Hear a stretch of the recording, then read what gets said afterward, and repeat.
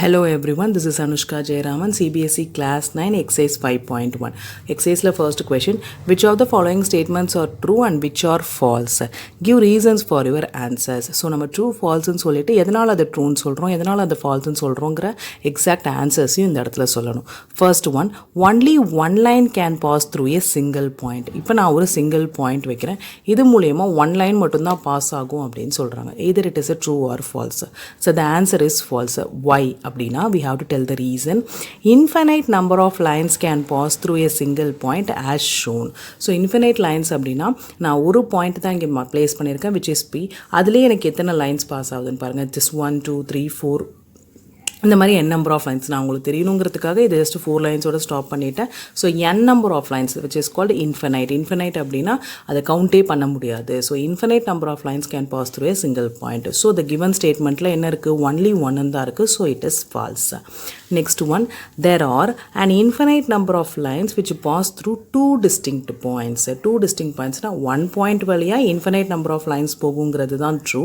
இங்கே என்ன கொடுத்துருக்காங்கன்னா infinite number of lines which pass through two distinct points. அப்போ 2 பாயிண்ட் பிளேஸ் பண்ணுறாங்க.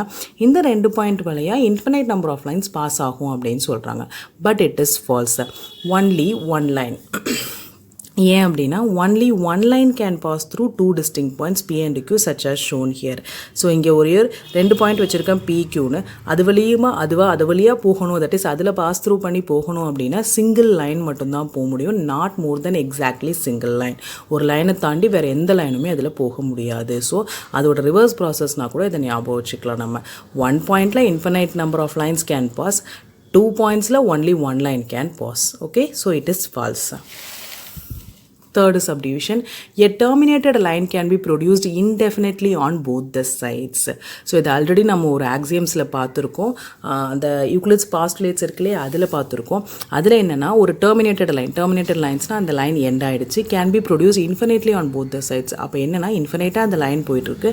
இன்ஃபினைட்டாக இருக்க லைன்லேருந்து ஒரு டெர்மினேட்டட் லைனை என்னால் ப்ரொடியூஸ் பண்ண முடியும் அப்படின்னு சொல்கிறாங்க. So the condition is true here. So அதுக்கு கீழே தான் அந்த டயக்ராம் போட்டிருக்கோம். ஓகேவா? So it is true.